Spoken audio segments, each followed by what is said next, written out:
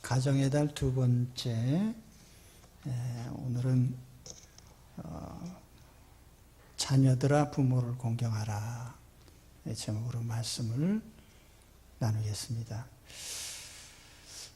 부모를 공경하라, 가정의 달이기 때문에 드리는 말씀이 아니고 이 효도는 십계명에 들어 있습니다.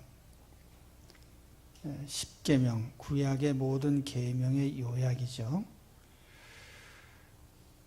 십계명이 10가지 계명인데 제1계명에서 제4계명까지는 하나님을 섬기는 방법이에요.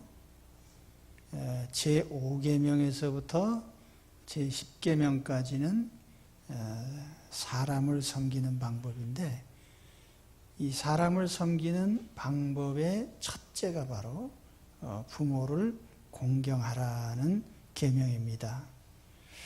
말하자면 인간 사회에서 첫 번째 되는 윤리가 부모를 공경하는 것입니다.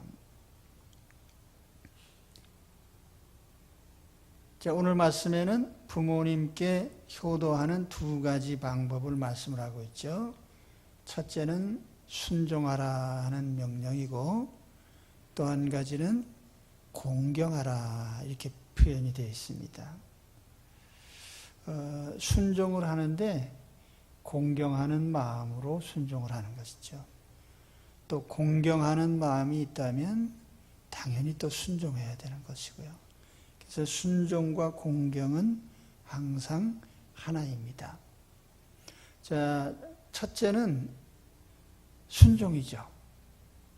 자녀들아, 너희 부모를 주 안에서 순종하라.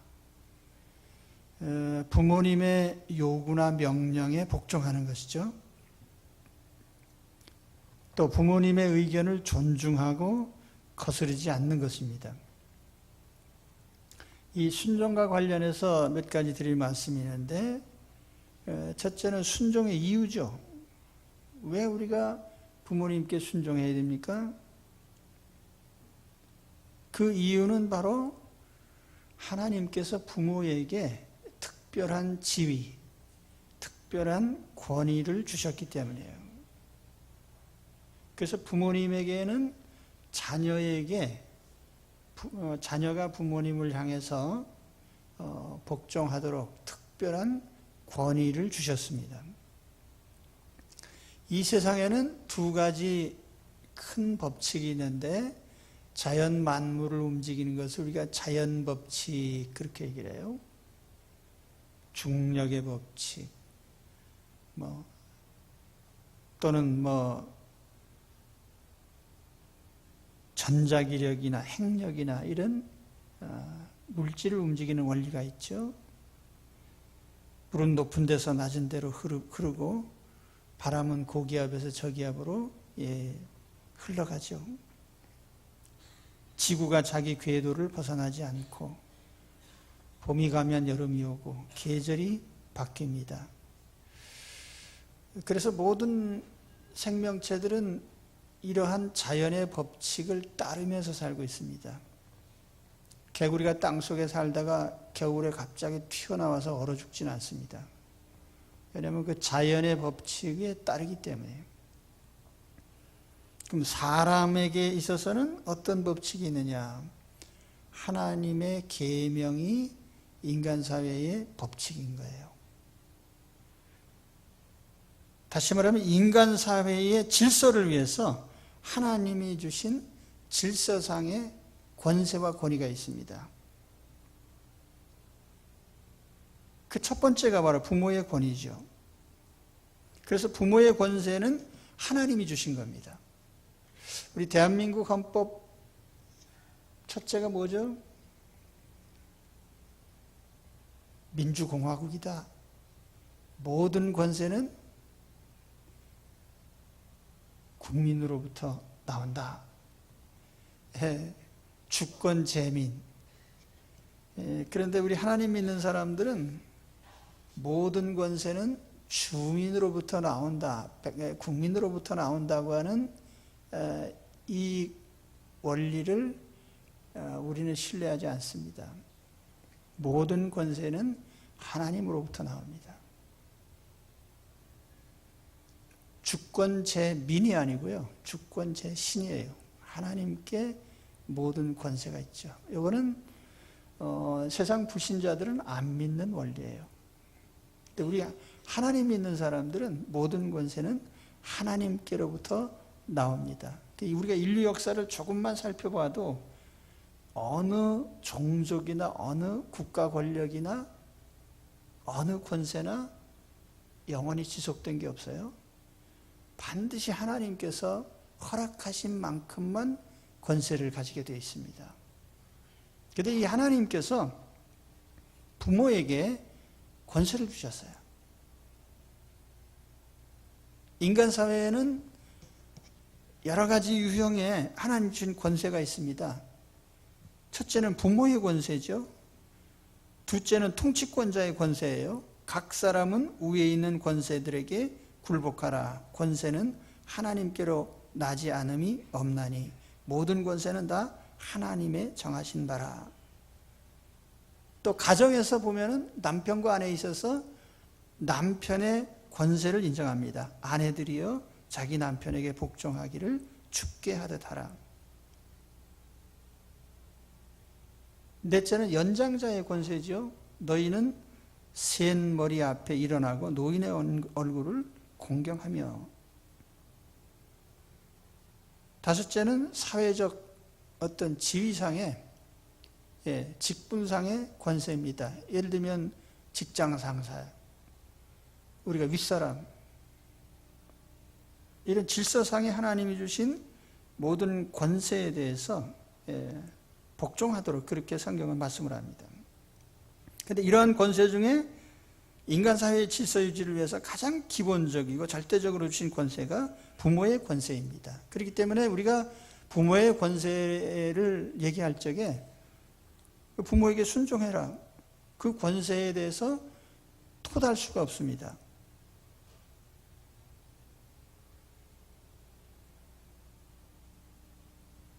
자, 기후가 이상해져서 갑자기 홍수가 나든지 가뭄이 오든지 자연 법칙에 대해서 항의하는 사람은 없죠. 부모의 권세 역시 마찬가지예요. 그것은 하나님이 주신 권세이기 때문에 조건과는 상관이 없습니다. 예를 들면은 부모의 학력, 부모의 사회적 지위, 신분, 부모의 재산이나 소유, 혹은 부모의 신체적 조건, 부모의 성품이나 부모의 능력, 그 어떤 것도 부모의 권세를 제한하지 못합니다. 오직 부모라는 한 가지 사실 때문에 부모는 자녀에게 충분한 권세를 가집니다. 네, 이런 얘기를 할 때 이제 이게 하나님의 말씀이면 어떻게 해야죠? 아멘 해야죠. 예. 하나님 말씀이란 말이에요. 그러므로 우리는 효도를 운운하기 전에 부모가 자녀에게 있어서 상당한 권위가 있다는 사실을 인정을 해야 돼요. 그래서 오늘 말씀에도 보면은 순종하라고 했고 이것이 옳으니라 그랬어요. 이것이 옳으니라. 이것이 옳으니라. 영문 성경에도 보면은 that is right. 그것은 옳다.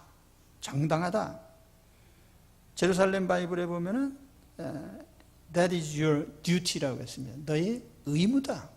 그러니까 부모의 권위를 인정하고 그 권위에 복종하는 것은 우리의 듀티입니다. 의무. 의무이기 때문에 의무 이행을 하지 않으면 엄청난 징계가 가해집니다. 그래서 출애굽기 21장 17절에 보면은 그 아비나 어미를 저주하는 자는 반드시 죽일지니라. 아비를 조롱하며 어미 순종하기를 싫어하는 자의 눈은 골짜기에 까마귀에게 쪼이고 독수리 새끼에게 먹히리라. 아주 엄청난 그런 저주의 말씀이 있습니다. 성경 말씀이에요.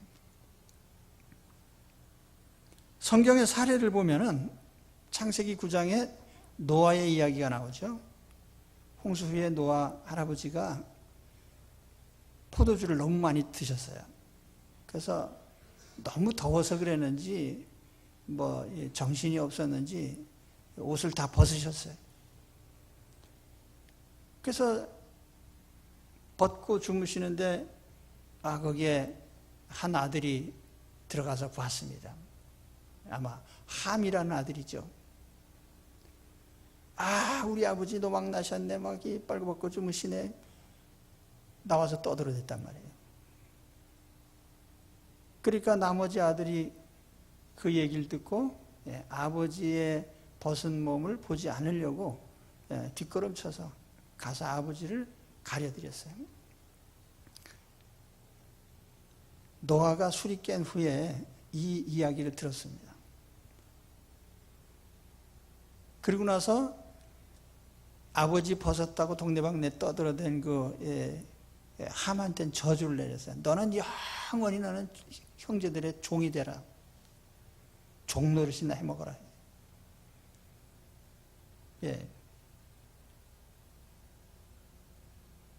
그래서 그렇게 됐단 말이에요. 자, 그런데 우리가 이 사건을 통해서 깨닫는 것이 있습니다. 자, 노아 할아버지가 원천적인 잘못을 했죠. 술 과음해가지고 벌거벗고 잤으니까 부끄러운 일을 행한 것입니다. 그러나 성경은 그 아버지의 행위에 대해서는 일체 언급이 없습니다. 오직 그 아버지, 부끄러운 짓을 한 아버지를 그 자식이 어떻게 대하느냐에 초점이 맞춰져 있어요. 그럼 오늘 우리가 부모님을 대할 때 부모님이 조금 부족한 행위를 하시고 좀 잘못을 하고 그렇다 해도 그것이 문제가 되는 게 아니에요. 그 부모님을 향해서 자식이 어떻게 대하느냐가 더 중요하다 그 말이에요. 그러니까 하나님이 보시는 건 그거예요.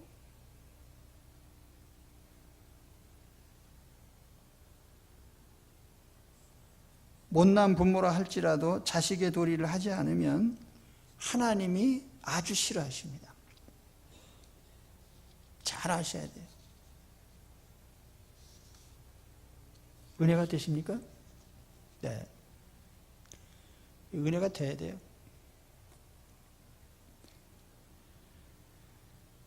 부모에게 직접 도전한 것도 죄가 되지만은요, 부모의 명예를 손상시킨 것, 그것도 역시 하나님이 싫어하시는 겁니다.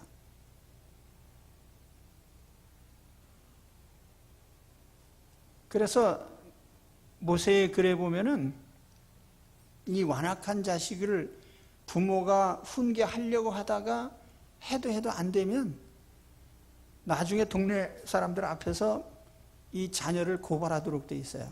그럼 온 마을 사람이 그 자식을 함께, 아주 좀 극단적인 말인데 돌로 쳐 죽여라 그렇게 돼 있어요. 근데 구약적인 장면이긴 한데, 그래서 우리는 부모의 의견을 존중해야 됩니다. 부모의 생각이 가장 옳기 때문에 순종하는 게 아니에요. 부모가 최선의 길을 제시하기 때문에 순종하는 것도 아닙니다. 자녀보다 못하고 자녀보다 참 지혜롭지 못한 생각을 할 수도 있습니다. 그래도 순종을 해야 돼요. 자, 우리가 군대 사회를 가정해 보면은 상관이 명령을 내렸는데 똑똑치 못한 명령을 내렸어요. 그렇다고 복종하지 않으면 어떻게 되죠? 군대 사회에서 그런 일은 없죠. 멍청한 명령을 내려도 가라 그러면 가야 돼요. 결과는 물론 상관이 책임을 지죠. 근데 요즘에는 참 너무 똑똑한 사람들이 많기 때문에 그 윗사람들의 명령을 잘 듣지 않습니다. 학교에서는 학생들이 선생님 말씀을 잘 안 들어요.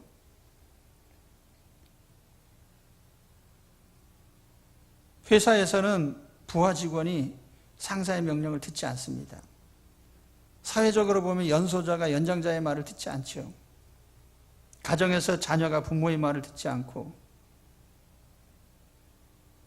그래서 일이 어떻게 됩니까? 사회가 더 발전하고 잘 됩니까? 똑똑한 의견 따라서 하다 보면 다 잘 됩니까? 그렇지 않아요. 자, 하나의 극단적인 예를 들어드린다면은, 자, 부모가 여기 최선의 방법이 있는데 최선의 길을 제시하지 않고 자녀에게 차선의 길을 제시한단 말이에요. 그래도 자식이 그 부모의 뜻을 따라주면 어떻게 될까요? 손해가 날까요? 하나님은 모든 역사를 뒤집을 수 있는 분이에요. 사람이 생각하기에 가장 똑똑한 방법이지만 하나님께서는 얼마든지 미련한 자를 들어서 똑똑한 자를 부끄럽게 만드실 수 있습니다. 우리는 모든 축복과 저주의 권세가 하나님께 있다는 걸 믿는 사람들이죠. 그렇다고 하면 하나님께서 우리가 조금 부족한 명령에 순종했다고 해서 일이 틀어지게 하거나 망하게 하지는 않단 말이에요. 세상 똑똑한 사람들의 생각은 항상 그겁니다. 이 사회적인 의견을 들어봐도 똑똑한 사람들은 항상 내가 똑똑하니까, 이게 제일 똑똑한 생각이니까 이대로 해야 된다는 거죠. 그래서 오늘 사회가 얼마나 잘 되고 있습니까? 똑똑한 사람들이 많아가지고요. 점점 개견자, 견판이 되고 있단 말이에요. 그래서 우리가 하나님께서 부모의 권세를 주셨을 때 그 권세를 존중하면 일이 잘 되게 돼 있어요. 자식의 생각에 내 생각대로 하면은 1억 원을 벌 수 있는데 아버님 말씀 따르면은 1,000만 원밖에 못 벌어요. 그래도 순종하면 어떻게 되겠어요? 훨씬 더 다양한 이득이 온다 그 말이에요. 이건 믿는 사람만 할 수 있는 거예요. 그러니까 순종할 수 있는 거죠. 하나님 못 믿으면 순종 못 하는 거예요. 그게 신앙인 거예요. 뭐가 신앙입니까? 인간의 똑똑한 대로 되는 걸 믿으면 그게 신앙입니까? 하나님은 얼마든지 인생을 역전시키는 분임을 믿는 것이 신앙 아니겠어요? 자, 그러면 이제 이런 질문을 할 수도 있습니다. 자, 부모님이 도덕질, 강도질을 하라고 해도 순종해야 됩니까? 그럴 수는 없죠. 그래서 오늘 말씀에 주 안에서 순종하라 그렇게 되어 있어요. 신앙 안에서요. 만일 제1계명과 제5계명이 서로 충돌되면 제1계명이 우선인 거예요. 그러니까 우리가 이 계명의 원리를 잘 알면서 순종해 가야 돼요. 저는 가끔 불신자들에게 그런 얘기를 들어요. 예수쟁이들은 효도를 하지 않는데요. 과연 그럴까 해서 저도 생각을 많이 해봤습니다. 예수쟁이들은 효도를 잘 안 할까? 근데 제가 볼 때 그 얘기가 맞는 얘기는 아닌 것 같아요.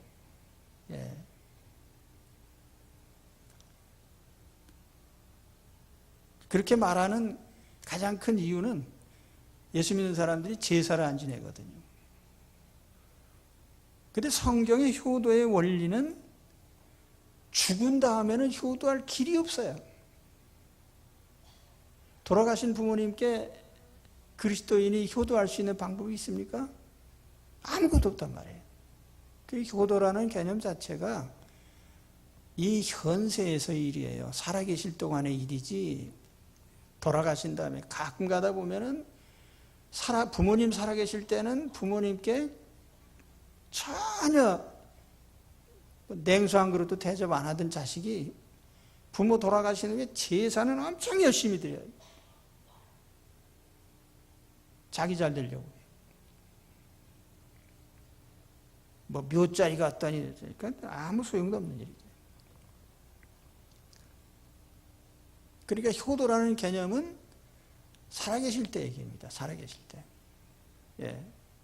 그러니까 이 사실이 불신자들과 그리스도인들과의 어떤 시각차가 있는 거죠. 불신자들은 죽은 다음에 섬기는 거 굉장히 열심히 해요. 예, 제사 열심히 지내고. 그래서 사실은 그건 부모님께 직접적인 아무 상관이 없는 행위란 말이에요. 살아계실 때죠. 살아계실 때. 또 안 믿는 사람들이 예수쟁이는 효도하지 않는다고 하는 것은 편견입니다. 제가 오래 살지는 않았지만 지금까지 지켜본 결과로 보면 그래도 예수쟁이들이 부모님을 잘 섬겨요. 그렇죠? 그렇다고 해야죠. 안 그래요? 나는 우리 성도들이 섬기는 것을 열심히 지켜보는데요. 그래도 예수 믿는 사람들이 양심이 있지. 하나님 앞에 다 하나님 보고 계시는데 함부로 못 하잖아요. 하나님 없다고 생각하는 사람이 함부로 하지, 하나님 무서운 줄 아는 사람은 부모님께 함부로 못 해요. 그래서 억지로라도 효도하고 있는 게 그리스도인이다. 난 그렇게 생각합니다. 그렇죠? 예. 그래서 오늘 하나님께서 우리 부모님을 섬기는 데 있어서 첫 번째는 순종하라고 했어요. 부모님의 의견을 존중하고 따르라고 했는데 도둑질, 강도질 하라는 명령이 아닌 이상은 부모님의 의견이 좀 부족해도 다 따라주는 것이 좋습니다. 부모님의 권위를 하나님이 주신 것으로 내가 인정하고 따라주면 어떻게 되겠어요? 그러면 모든 게 다 잘 돼요. 그건 이제 조금 이따 또 말씀드리죠. 그 다음에 두 번째는 공경하라는 말씀을 했습니다. 네 부모를 공경해라. 이 공경하라는 말이 출애굽기 20장 12절에 10계명 계명인데 거기에 공경하라는 단어가 히브리 말로 카바드라는 단어입니다. 이건 이제 좀 무겁게 한다는 그런 의미의 단어예요. 무겁게 한다. 또 양을 많게 한다. 크게 한다. 그러니까 무겁게 하는 거죠. 공경이라는 것 자체는 어떤 무게를 느끼는 거거든요. 다시 말하면 의무조항. 우리가 부모님께 효도하는 것은 그래서 내가 억지로라도 하라는 그 말이에요. 억지로. 그리고 억지로 하는 것도 효도예요. 억지로라도 안 하는 놈이 나쁜 놈이지. 억지로 하는 건 괜찮은 사람이거든. 원래 부모는 자식을 사랑합니다. 중심에서 다 떼어주면서 목숨까지 주면서 사랑하죠. 자식은 부모님께 그런 정도로 갚아드리지 못합니다. 그러니까 의무감에서 섬기는 거죠. 근데 의무감에서 섬기는 것이 당연한 거예요. 그 무게를 느끼라고 말이에요. 부모를 섬겨야 된다고 하는 책임감을 느끼라고 말이죠. 그게 공경인 거예요.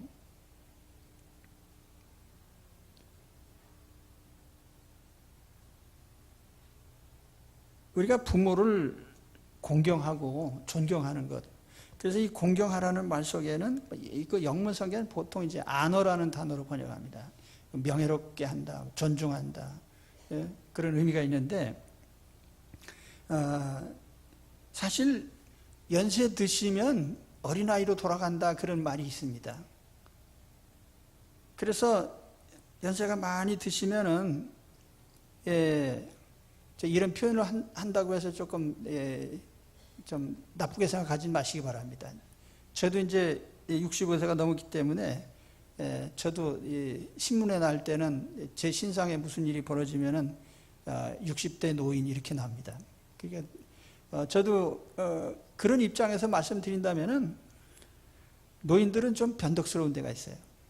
예, 맞죠? 예, 아니 맞잖아요. 변덕스럽다니까요. 예, 그러니까 젊은 사람들은 아멘하면 안 되고 그러니까 나이가 들면 약간 변덕스러워요.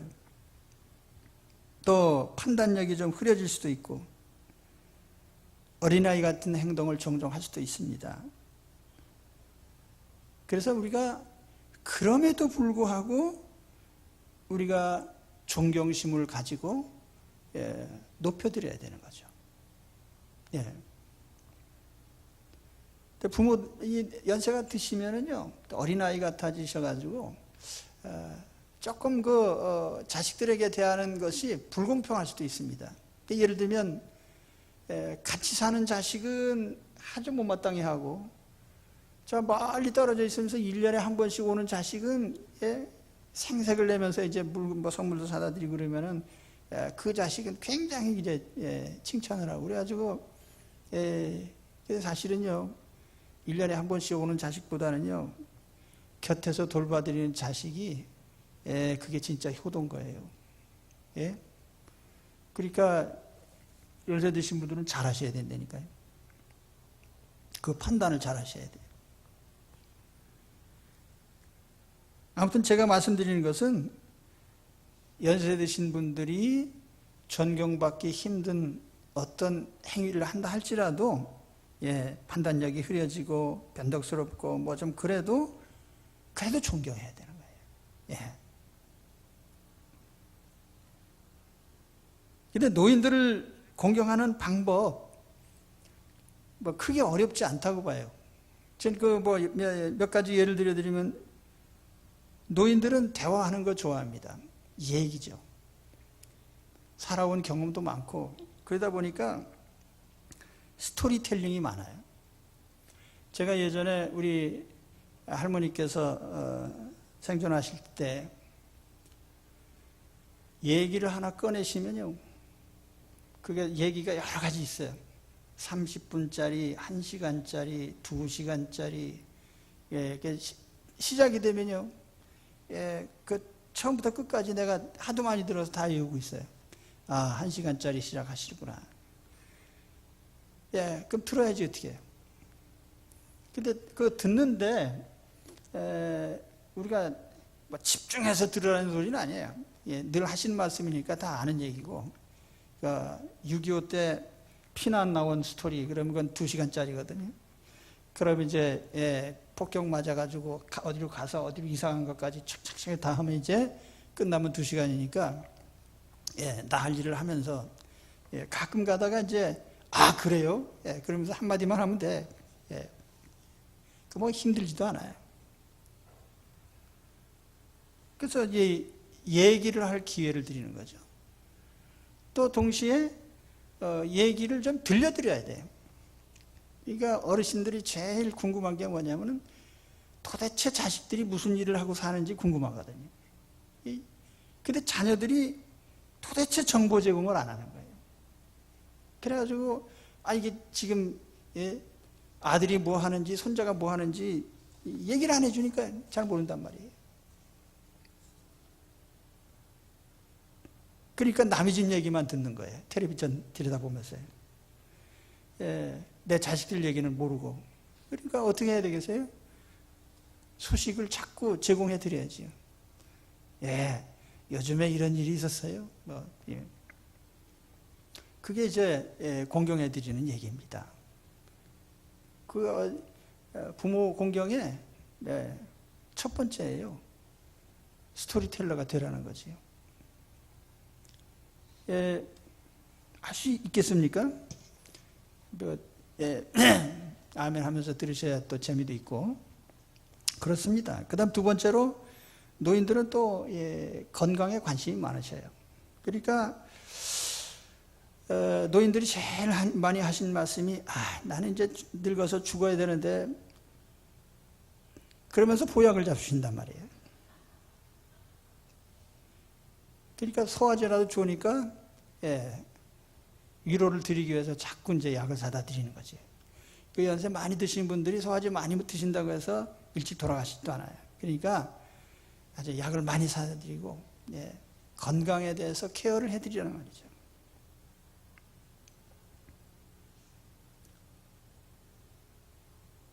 그 다음에 세 번째로는 연세 드신 분들의 습관을 바꾸려고 하지 말라는 거죠. 저도 집사람하고 가끔 무슨 언쟁을 하면요, 마지막에 인정하는 게 뭐냐면, 그래, 생긴 대로 살아야지. 네, 결론입니다. 왜냐하면 하나님이 애당초 태어날 때부터 주신 성품이나 지금 60년 넘게 살아온 삶의 이력이나 이걸 하루아침에 바꿀 수가 없는 거예요. 그러니까 사고방식이 그러면 그걸 바꾸려고 해봐야 성도되니까요. 그래서 그냥 있는 대로 살아야 됩니다. 여러분, 젊은 사람이 생각을 바꾸는 게 쉬워요? 노인네가 생각 바뀌는 게 쉬워요? 노인네는 잘 안 바꿔요. 바꿀 생각도 없다니까요. 그래서 젊은 사람들이 생각을 고쳐먹는 게 훨씬 더 현명한 일입니다. 그래서 연세 드신 분들의 생각을 바꾸려고 하지 말아요. 제가 어느 세미나에 가는데 연세 드신, 그땐 제가 40대 때니까 연세 드신 목사님이 오셨는데 주무시는데 가방 속에서 뭘 주섬주섬 꺼내가지고 침대가 이렇게 3인실 딱딱 이렇게 있는데 가방에서 뭘 꺼내나 그랬더니 목침을 꺼내시더라고요. 근데 침대는 밀어놓고 맨바닥에서 딱 그 침대를 나무 베개를 베더니 드렁드렁 주무시는 거예요. 그리고 주무시는 것도 꼭 9시면 땡 하면은 뉴스도 안 듣고 그냥 주무시는 거예요. 그러니까 젊은 사람 둘하고 노인네하고 같이 있었는데 우리가 그분에게 맞춰야지 어떻게 하겠어요. 근데 그 생활 습관이나 이런 생각이나 이런 거를 바꾸실 리가 없지. 그렇게 해오신 거를. 그거는 우리가 존중해 드려야 된다고 말이에요. 그러니까 어르신들의 생각을 혹은 행동을 바꾸려고 하지 마라. 있는 대로 인정해 드리는 것이 현명한 겁니다. 그렇습니까? 그 다음에 네 번째로는 우리가 생활을 충분히 부양해 드려야 되겠죠. 그건 당연한 것입니다. 연세 드신 어른들이, 그래서 제가 나이 드신 분들에게 전부터 하는 말씀이 있어요. 재산을 미리 자손들에게 양도하지 마십시오. 그리고 젊은 사람들은 부모님이 재산을 양도해 주기를 바라지 말아야 돼요. 할렐루야! 네, 그렇다니까요. 왜냐하면은 연세 드신 분들도 자기 생활이 보장이 돼야 그 삶이 즐거울 거 아니에요. 사람이 생계가 어려운데 어떻게 행복할 수 있겠어요? 그래서 자식들은 그 부모님의 살아가는 삶에 그 웰빙에 관심을 둬야 돼요.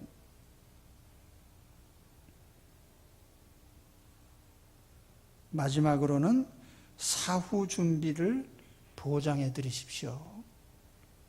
우리 예수 안 믿은 사람들 얘기죠. 가끔가다 예수 믿는 분들도 그래요.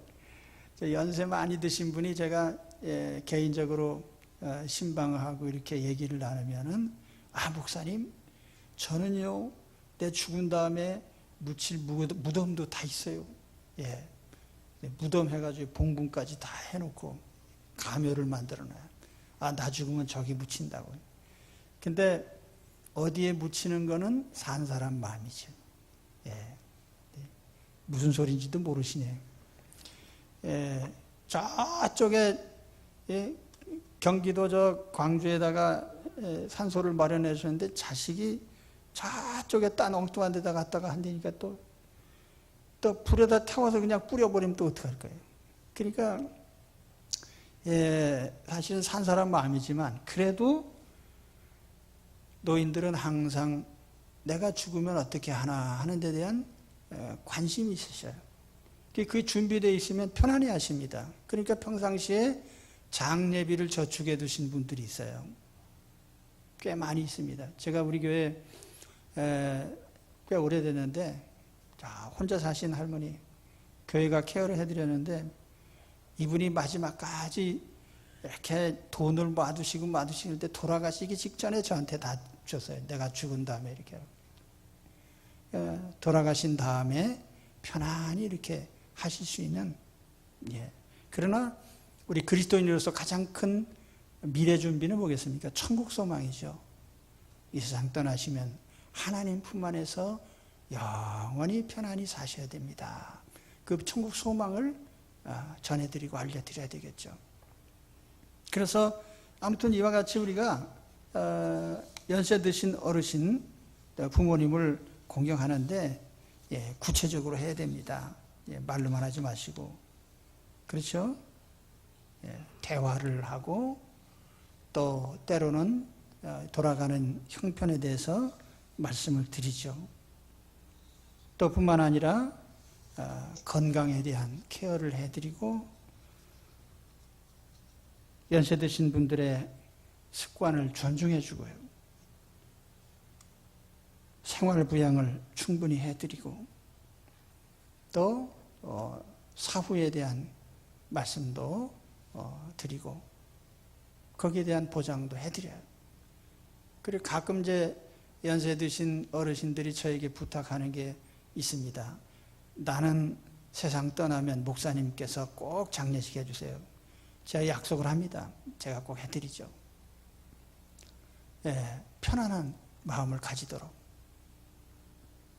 자, 마지막으로 드릴 말씀은 10계명 중에 이 계명이 유일하게 약속이 있는 계명이라고 말합니다. 3절 말씀에 보면은 이것이 약속이 있는 첫 계명이니 이는 내가 잘 되고 땅에서 장수하리라. 내 부모를 공경하라. 그리하면 너의 하나님 여호와가 내게 준 땅에서 내가 생명이 길고 복을 누리리라. 신명기 5장 16절 이 10계명에 나오는 말씀이에요. 9가지 계명에는 약속이 하나도 없습니다. 그런데 축복의 약속이 붙어있는 계명이 딱 하나 있어요. 그것이 부모 공경이에요. 10계명 중에 보면은 하라는 계명이 2가지가 있고 하지 말라는 게 8가지가 있습니다. 하지 말라는 것은 상시 계명이 아니에요. 특별한 경우입니다. 가령 예를 들어서 너는 살인하지 말라. 살인한 경우가 항상 있는 게 아니에요. 그래 부모 공경은 하라는 계명은 항상 하는 거예요. 안식일 계명 항상 지켜야 돼요.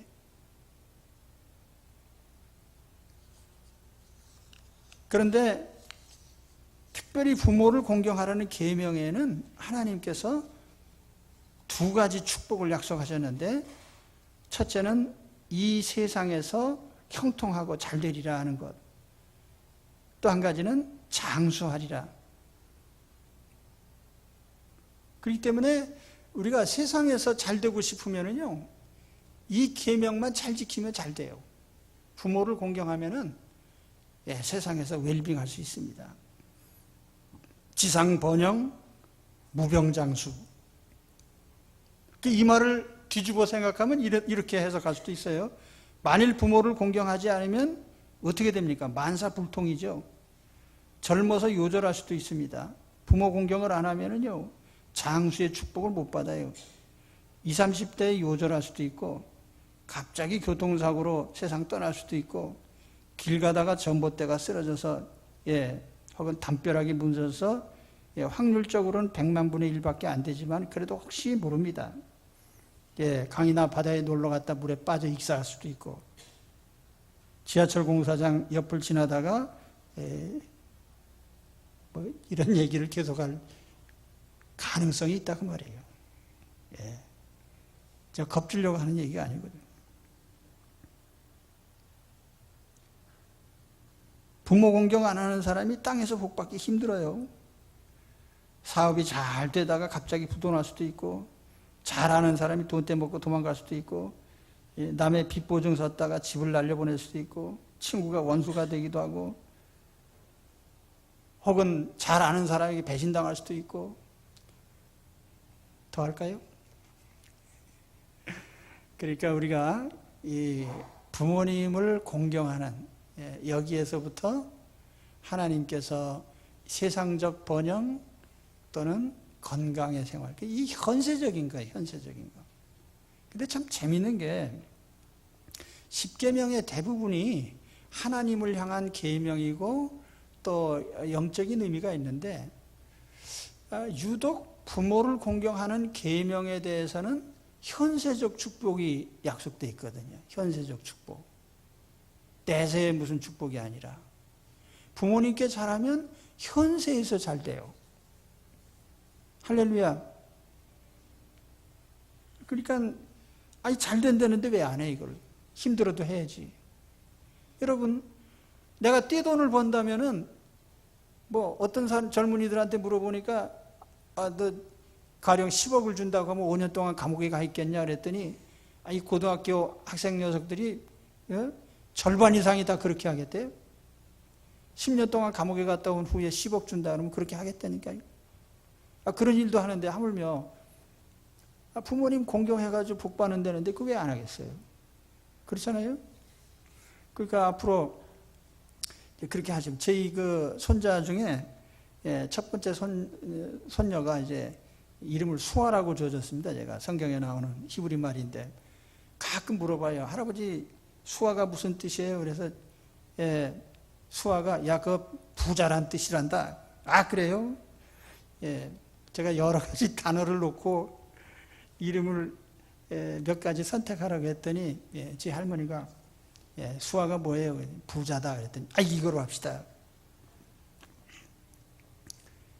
근데 그거는요 부자 되는 거예요. 하나님 계명 잘 지키면 되는데 10계명 중에 하나만 잘 지켜도 돼요. 부모를 공경하면 세상에서 잘 됩니다. 또 건강하게 미리 운동하고 해서 어떤 분이 건강책을 쓰셨는데요. 연세 드셔서도 건강하셨는데 교통사고로 돌아가셨어요. 그래서 사실은 우리가 무병장수라는 것은 내가 내 몸을 케어해서 되는 게 아니에요. 하나님이 주셔야 되거든요. 그렇죠? 그러니까 여기에 효도 하나 잘하면 모든 게 잘 돼요. 그러니까 세상에서 잘 되고 건강, 무병장수하고 하나님 분명히 약속하셨어요. 오늘 이 효도하시고 그래서 이 복을 받아 누리시기를 우리 주의 이름으로 축원합니다. 기도하겠습니다.